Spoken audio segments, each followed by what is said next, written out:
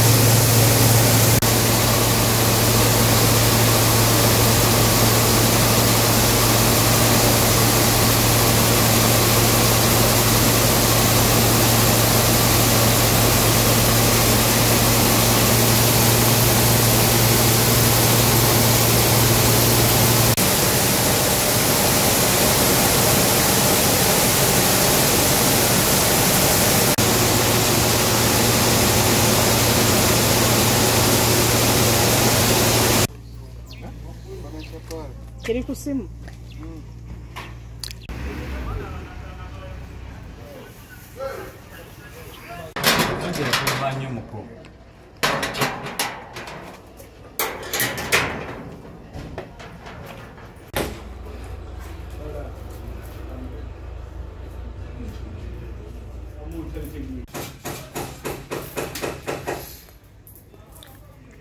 Ntanda Kasimu anti ndi musubuzi w'Amateete wano.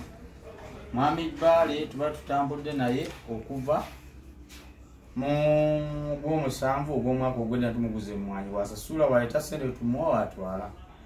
Naye kati jjo mu kufundikira twagenze omunoonya okutuuka ewe nga tusangawo mmotoka n'essimu nga yabirekawo nga yabula. Nze yanzibako $1,780,000 mu emitwalo 7,414.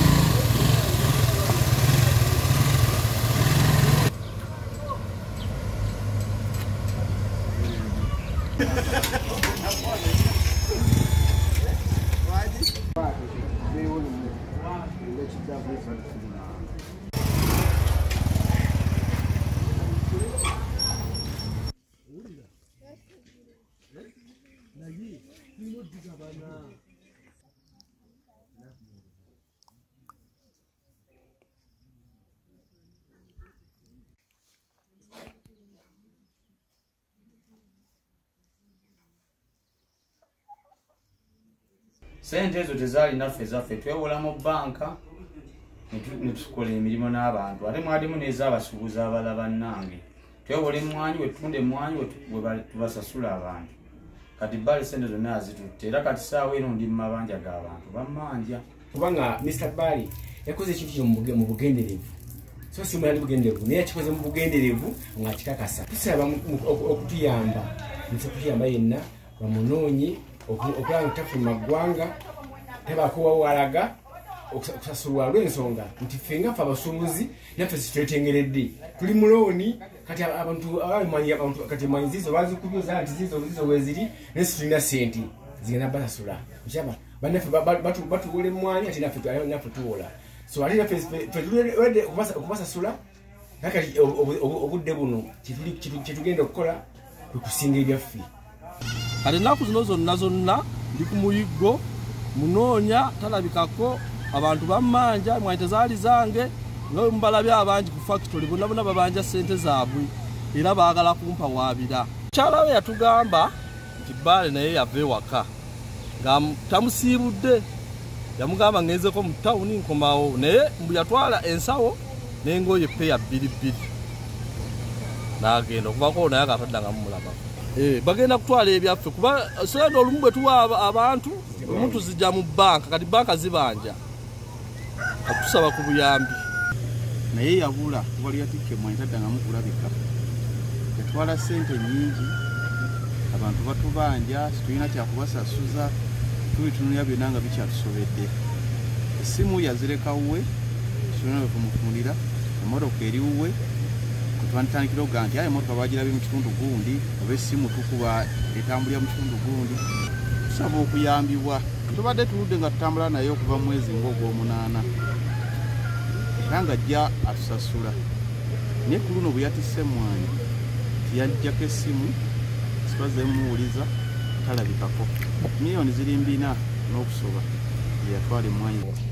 Ndimu ennyamivu nnyo kulw'ensonga y'emmwanyi. Gavumenti etugamba twekulaakulanye era tukole nnyo, ate tunayekulaakulanya tutya nga bwe tuguze emmwanyi batubba bubbi. Kakati nabbiddwako ssente zange, omusuubuzi omu Bbaale Godfrey yaze nansuubulako emmwanyi zange mu lukujjukujju nanzibira ssente. Tugenda kwekulaakulanya tutya nga ate tubbi. Yanzibireko ssente miliyoni 5,443 ez'emmwanyi, namuguzizza kase wange abalirwamu miliyoni 5,443. Kati yanzibuseeko simulabako yadde. Nsaba poliisi etuyambe akome obunambira ampa akasente kange ziremu nkole kuba ntudde waka ate nga noonya fiizi w'abaana bagenda kudda ku masomero. Tuzeewola mu mabanka ne tusasula amagoba, kati kuno simanyi na gye ngenda kujja ssente kuzizaayo ebbanka kuba looni naatera okuggwako. Nagenda mu banka ne neewola miliyoni 25, yanzibye ssente miliyoni 15,874,400. Kati olwo ngenda kukola ntya nga gavumenti ng'obudde buno banka entadde ku nninga eyagala ssente. Gavumenti yatukubiriza n'Obwakabaka bwa Buganda okulima emmwanyi n'okuzeenyigiramu ng'Abannayuganda. Naye kale essaawa wano tulina obulumi. Gavumenti tusaba mutuyambe, poliisi, Obwakabaka bwa Buganda bannange tubasaba mutudduukirire kuba omusajja yatute ssente zaffe nnyingi. Abasajja tubawe emmwanyi nga naffe twagala tufuneko. Naye ate kati we tulaba ebintu bwe tuti naffe tufunamu okutya, so tusaba obuyambi bwammwe mwena. Twafunye ekizibu wano waffe Mateete mu Australia. Abasuubuzi bange babbiddwa ssente eziri mu miliyoni 413.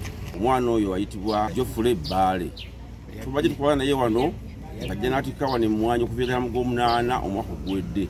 Ng'atwala emmwanyi ng'ajja n'asasula naye nga tamalaayo era ng'atwala n'asasula bw'atyo. Naye ssente ezo abaana abo badde bazijja mu banka ne bazeewola ne basingayo ebintu byabwe. Ate nabo balina abantu ababanja nzera mu balabye ku byumba bajjudde bazze okubanja ssente. Kati bali mu buzibu bw'amaanyi. Yagenda lwakuna Dr. Nesiba n'enninda nekibula kati ku lw'omukaaga nagenda ku Sande nninda Busunji kubanze gye twasooka okubeera mmanyiye Busunji yali akolera ku byuma noonyayo nga takola kibangamba eno yavaayo dda kumpi mwezi ate era nga kituufu yali amaze omwezi mulamba ng'akoze ng'abeera eno nenkomawo ku Sande. Nagenda ku poliisi neripootinga then bwe navaawo ne baŋŋamba tunoonye ssente tuteekeyo ebirango ku TV ne ku rediyo tinayakubirako baganda be ne mbagamba naye ekyokubeerawo ewaka yali era tateera beerawo naye ng'atubuulire tuwuliziganya kubanga ebiseera ebisinga adde ng'akolera Busungu. Ono mwami Bbaale Geoffrey kigambibwa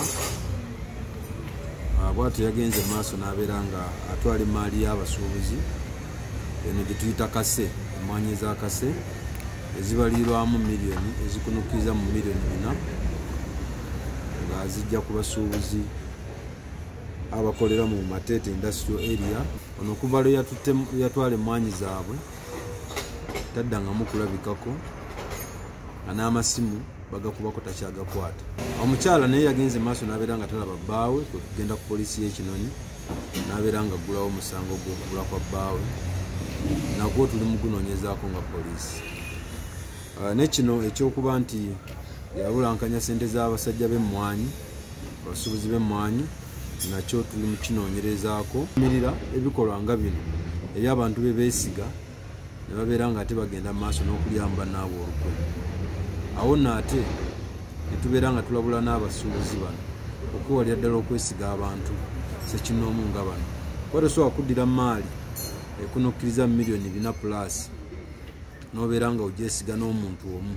Lwaki oba togigenderako ne bakwasa ssente zo nga oli eyo gye baba batunze kasooyo? So nakyo si kirungi.